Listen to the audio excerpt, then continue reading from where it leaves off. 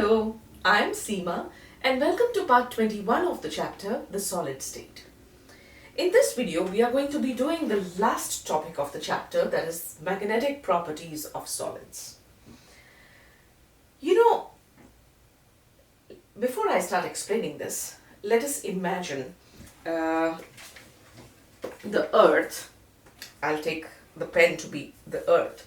We know that the Earth rotates around its own axis. So it goes around and it's rotating around its own axis. And it is also, if this is the sun, the Earth is also rotating around its own axis, but revolving around the sun in a certain orbit. We've studied this in the solar system.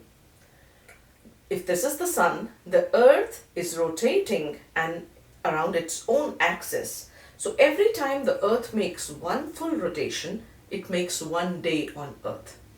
And every time the Earth rotating like this rotates 360 times, it rotates and revolves around the sun. In 365 days, it comes back to the same position and it makes 1 year. If you remember the Bohr's atomic model, it is very similar to the solar system. The nucleus of an atom is in the center, according to that. The electrons, they show both motions like the Earth.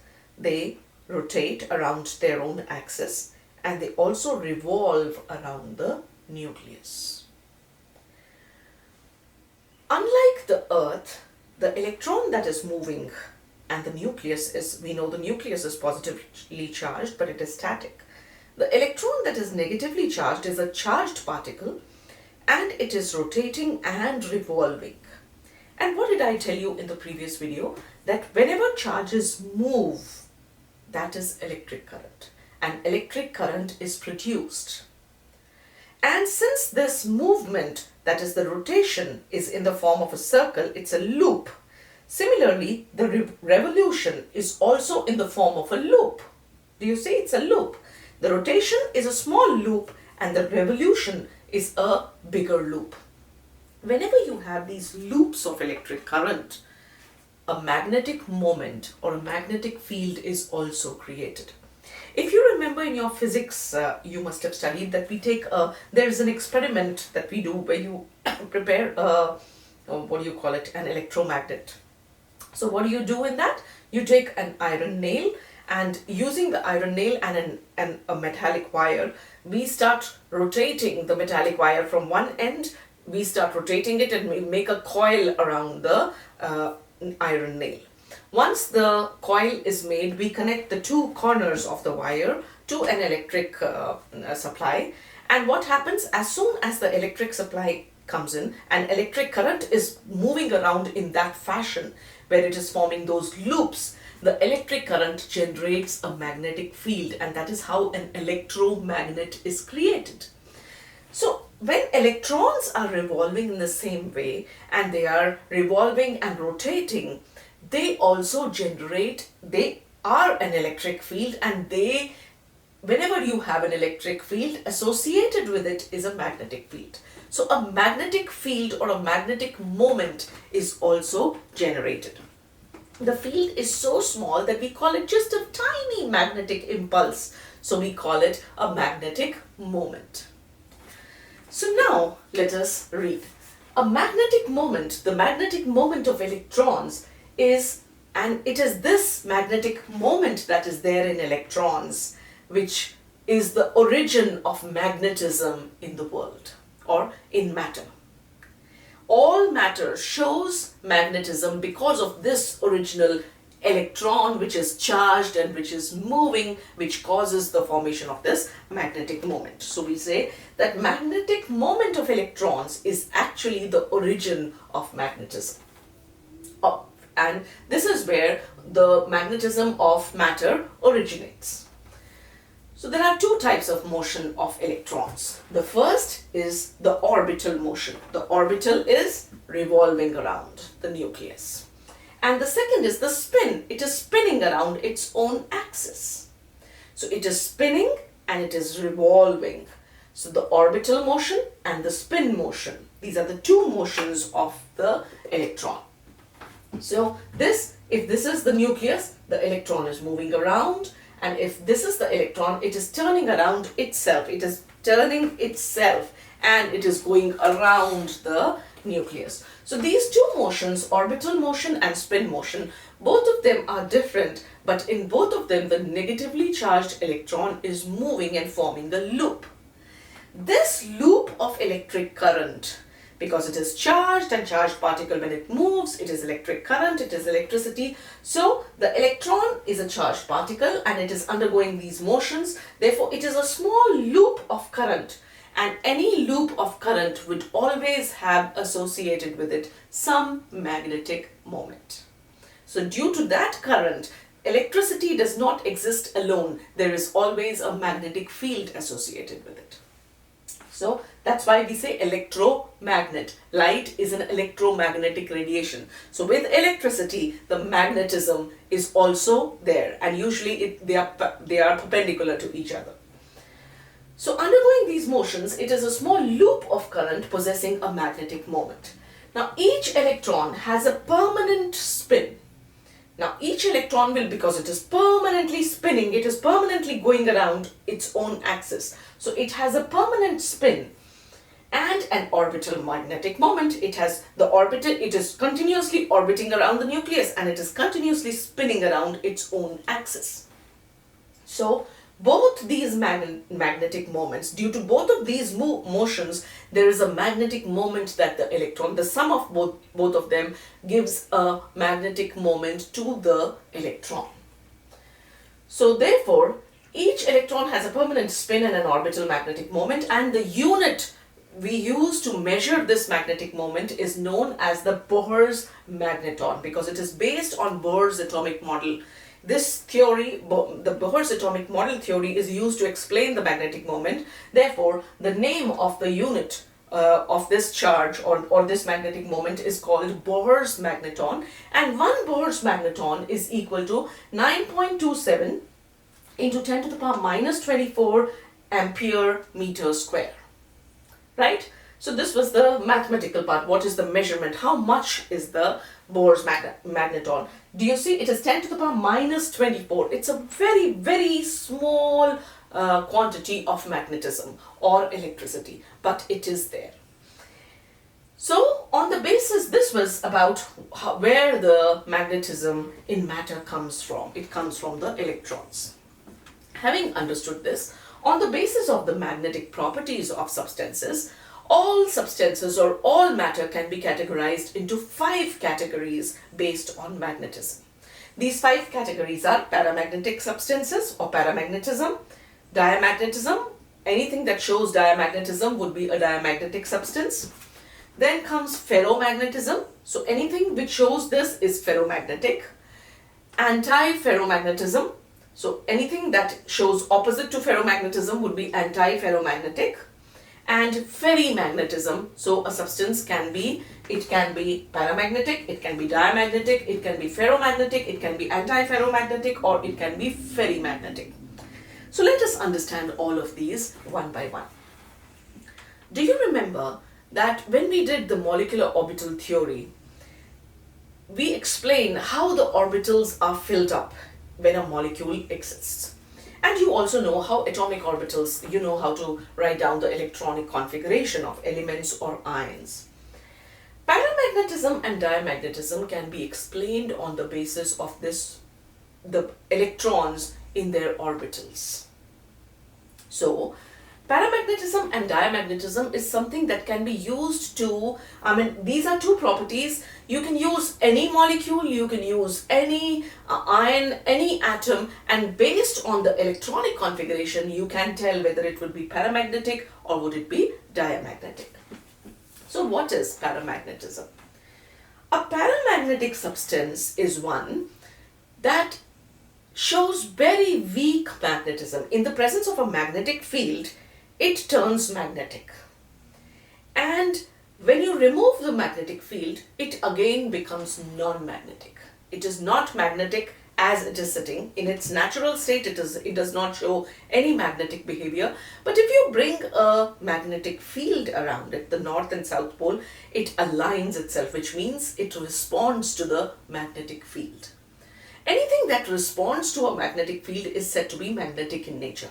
And anything that does not respond to a magnet is non-magnetic in nature.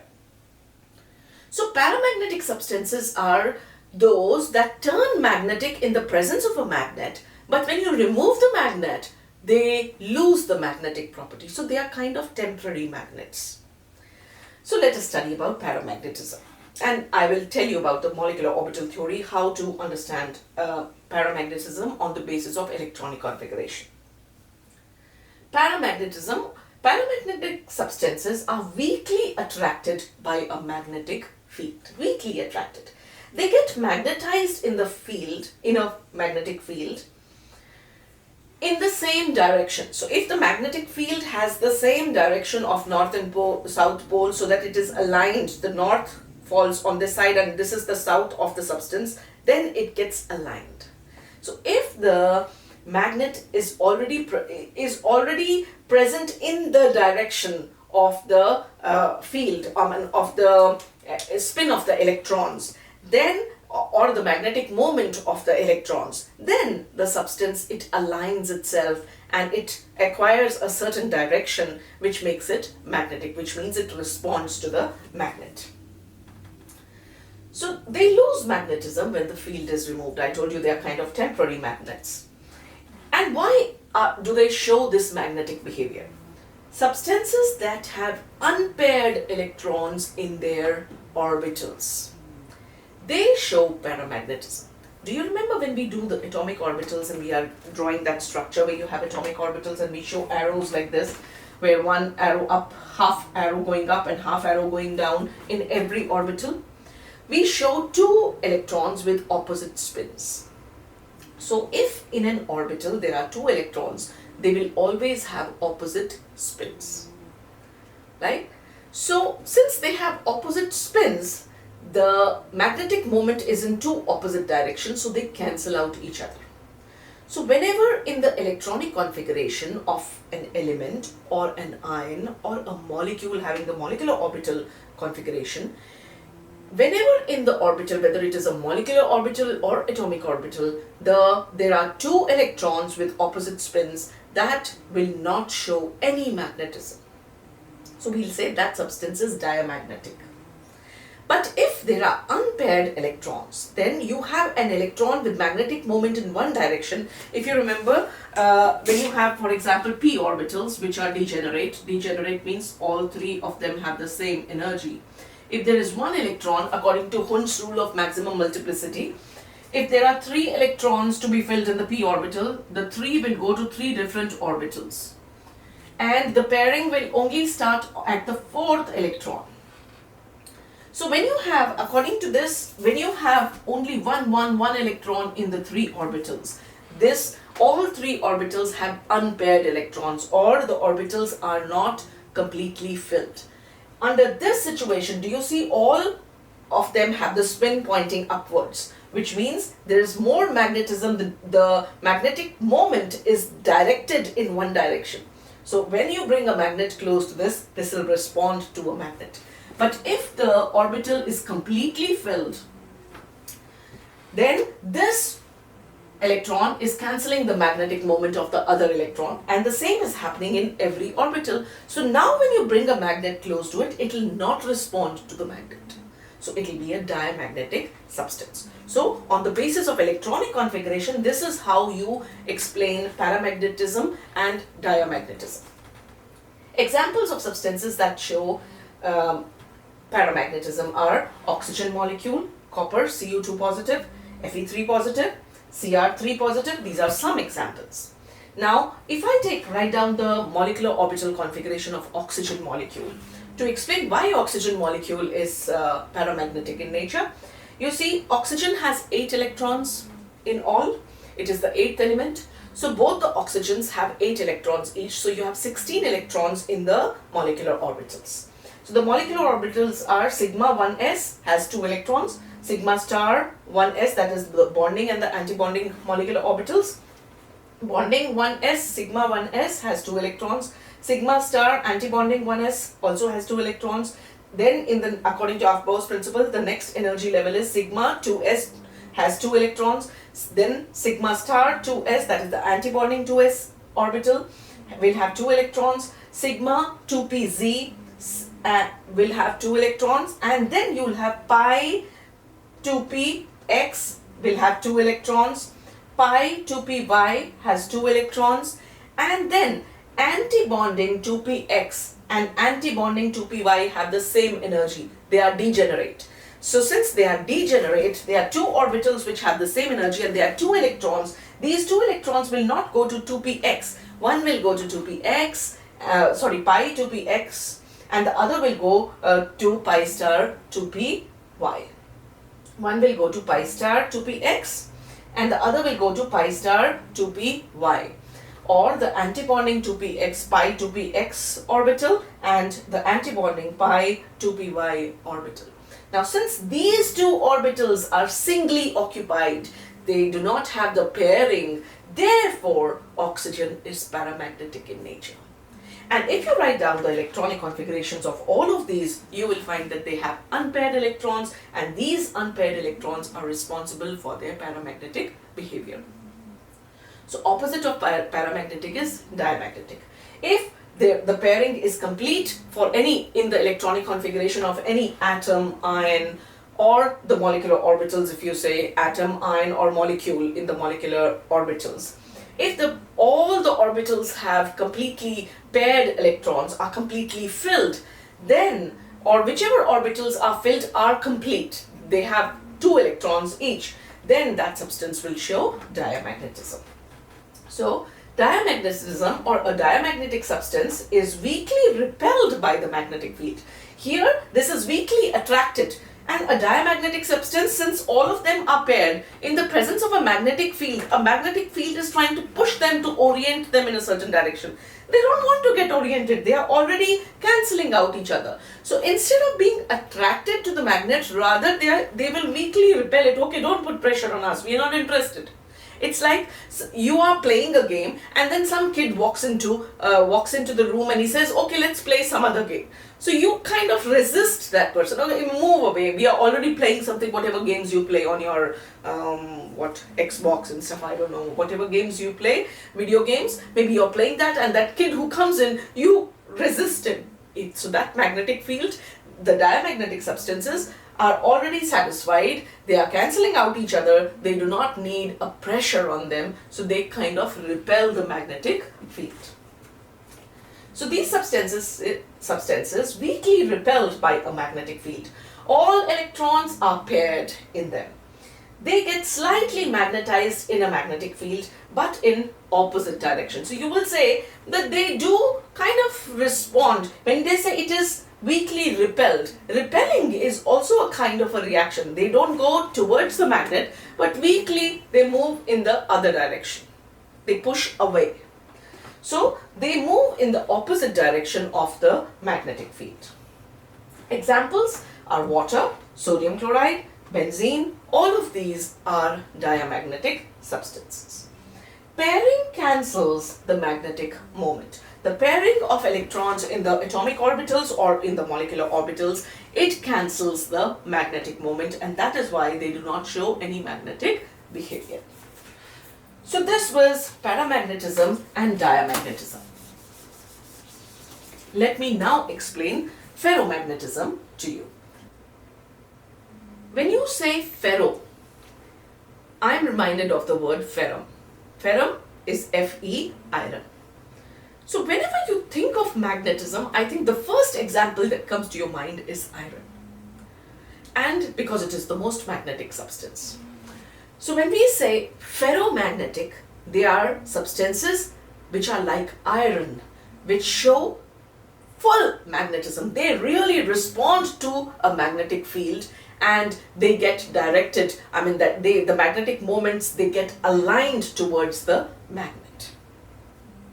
But here there is another term that we introduce.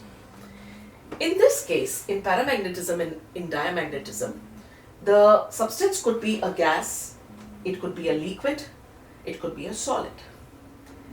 When we talk of ferromagnetic, ferrimagnetic and anti-ferromagnetic substances, we are talking of solids here. In the case of solids, what happens? When a solid is being formed, the molecule or atom or whatever is making the solid, they come and they kind of arrange themselves to form the solid. Let us say that the balls are arranging themselves and the molecules keep trying to take their places. And as they form a set kind of a pattern to form the solid, there are always defects. You remember I told you that there are slight defects here and there. So the solid does not have a perfect structure. What happens? Groups of atoms or molecules, they together may have a certain magnetic moment. The other group may have a magnetic moment also, but that magnetic moment may be aligned in another direction. Similarly, another group of atoms or molecules may be forming a group having the magnetic moment in a third direction, a fourth direction. Imagine, as kids, you remember we used to go on those giant wheels. No, not the giant wheel, the merry-go-round.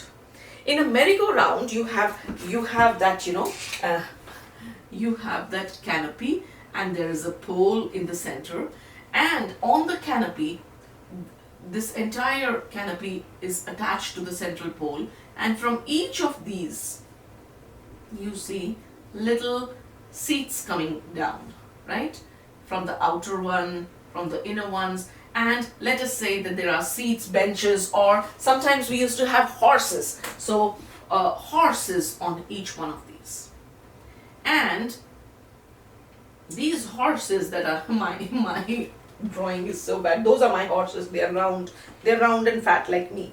Okay. so what do we do when you're taking this ride? Kids are made to sit on the horses.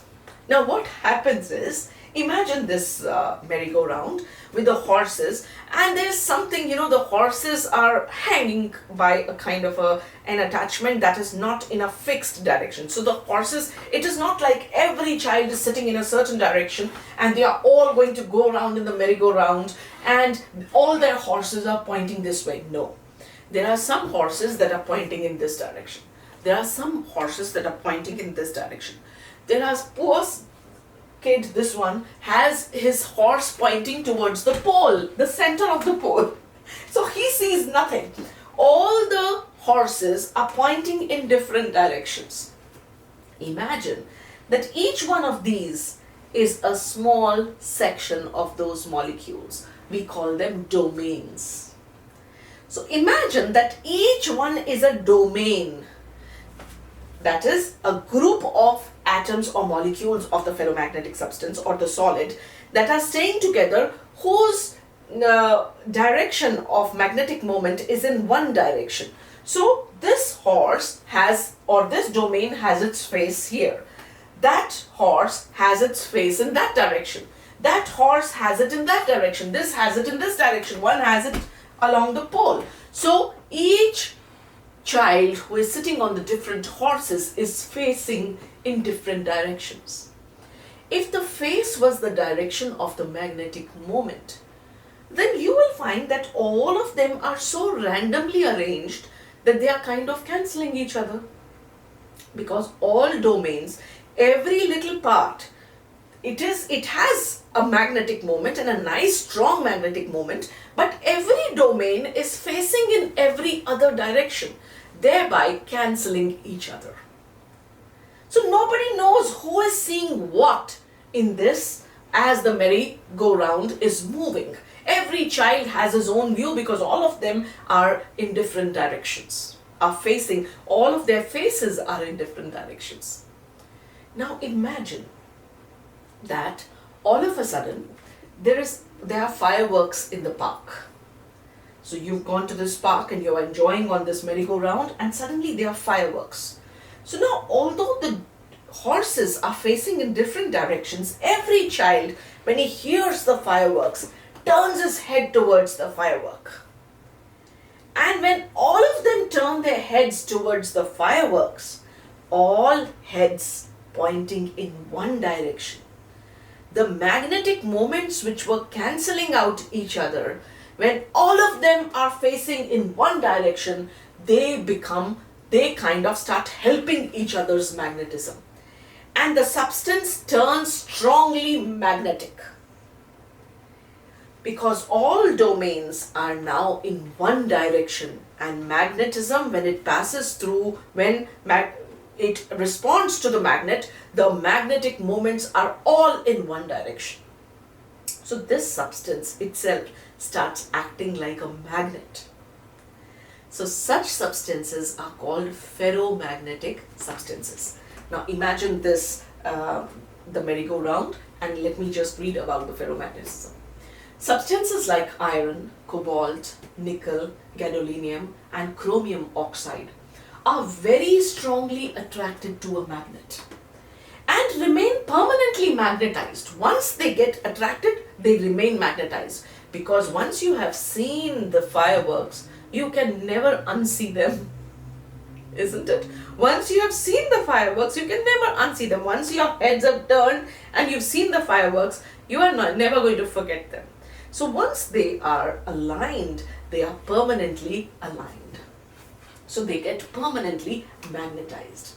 In the solid state, metal ions group together to form tiny magnets, which are called domains. When the solid is being formed, as the atoms, they group together, they form tiny domains, the tiny horses, right? So they form tiny domains, and these domains are randomly oriented and cancelled. They get cancelled. They are randomly oriented in every direction, so they cancel each other. But they get oriented in one direction in a magnetic field. What was the magnetic field? The firecrackers, the show of the firecrackers. So they all get oriented in one direction in a magnetic field. This orientation persists even after the removal of the field. What did we see in paramagnetism? When you remove the magnetic field, the electrons, they still are unpaired, but they lose the magnetism. They only acquire the magnetism when they are in the presence of a magnetic field. But ferromagnetic substances, they remain magnetic even after the magnetic field has been removed. So the orientation, this orientation, all their faces towards, because once the firecrackers have started, the kids are all looking in one direction, they still feel might be more firecrackers coming from there, so they don't stop looking in that direction. And more than the merry-go-round, they are interested in the fireworks. So the direction, the orientation persists even after the removal of the field. Now, just as diamagnetism was the opposite of paramagnetism, anti-ferromagnetism is the opposite of ferromagnetism. So what will happen in this? Here also you have domains, alright? But the domains are such, these horses are not loose, they're not in every direction. Some of the horses are facing in this direction and some of the horses are facing in that direction, opposite to each other. Equal number of horses facing the front and the horses facing the back side are equal, both are equal, so they cancel out each other. So anti-ferromagnetism is when substances like manganese dioxide, they also have domain structure, but equal number of domains in opposite directions, cancelling each other's magnetic moment. If you imagine these to be the domains, and the arrow is showing the direction of the magnetic moment of every domain, each arrow is one domain and the direction of the arrow is showing the direction of that magnetic moment. So in ferromagnetic substances, all the domains are in one direction where they are looking at the fireworks. So it is absolutely magnetic and the direction of the magnetic moment is going upwards. If this is north, this is south. All the norths are in one direction, all the souths are in one direction. In anti-ferromagnetism, do you see one domain up, one down, one up, one down, one up, one down? 3 up, 3 down, equal number. So when you have such domains where equal number of domains are pointing, their magnetic moments are opposite to each other, they will cancel out each other, and they will not, such a substance will not respond to a magnet, right? And even if it is, let us say, even if it responds, if there are fireworks on one direction, these fireworks are, if they are, you say they are north pole and that's the south pole, half of them, if they orient themselves to the now they are pretty magnetic because the magnetic domains are there. So if this is the north pole, this is the south pole, and all the domains orient themselves, they put their heads. Now let us imagine the same situation. There are fireworks on both sides, right? Or those who point their heads towards this direction, the north, they will put their heads in this direction. And those which already have opposite domains will put their tails to this direction because their domains are absolutely opposite. So what will happen? Such a substance will not be magnetic. It will not, although it appears to be responding, it'll appear that it should respond to the magnet, but since they cancel the domains, they cancel out. The number of domains pointing in this direction is equal to the number of domains pointing in the opposite direction. So they cancel out each other. Then comes the fifth category, or the last type of magnetic behavior or substances, which is called ferrimagnetic substances or ferrimagnetism. Now ferrimagnetism is in between both of these extremes. Neither are they ferromagnetic, totally all domains in one direction, nor are they anti-ferromagnetic, that equal number in opposite directions. Here you have domains oriented in two directions, but one direction has a little more domains. So they are in unequal numbers. So on the whole, one domain will dominate, and that will be responsible for some amount of magnetism. Because if it was ferromagnetic, all domains in one direction is a strong magnet. Anti-ferromagnetic is not going to act as a magnet at all. But ferrimagnetic will be somewhat like a paramagnetic substance. It does show some magnetism, some overall magnetism, because a lot of domains are going to be cancelled, but some will still be in one direction. Look at this. These two pointing upwards, third goes down. Two go up, third goes down. So on the whole, what is happening? Two are going up, two are coming down, are being cancelled, but two of these that are extra are going up. So this will have an overall magnetic moment pointing upwards, right? So there is magnetism, but it is not as strong as a ferromagnetic substance. But it is not as non-magnetic as an anti-ferromagnetic substance. It shows some magnetism like a paramagnetic substance. So let me read this. Ferrimagnetism is observed when the magnetic moments of domains are aligned in parallel and anti-parallel directions in unequal numbers. They are not equal. When the magnetic moments of the domains are aligned in parallel and anti-parallel, in anti-parallel directions throughout, then it is anti-ferromagnetic. But if they are parallel and anti-parallel, these two are parallel, this is anti-parallel, this is anti-parallel to this, but these two are parallel, this is anti-parallel. So they are in unequal numbers.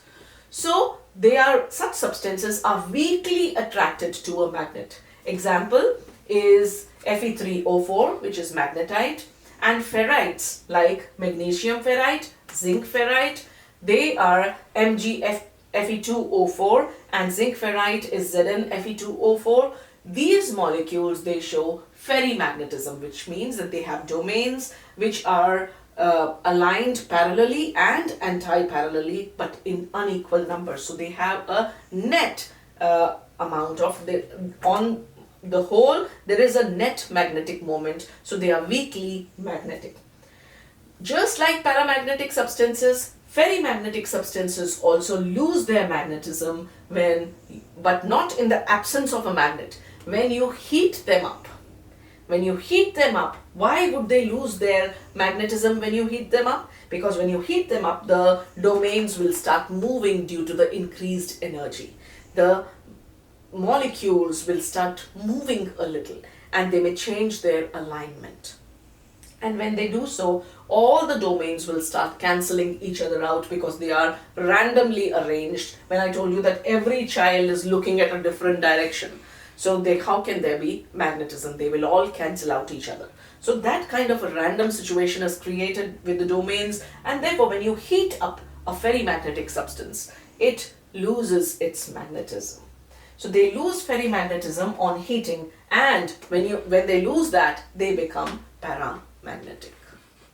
So these were the magnetic properties of solids, and this was the last topic of the chapter. So with this, I finish this video. If you found it helpful, please give it a thumbs up. If you wish to watch the other videos of this chapter, click the link that appears on top of the video.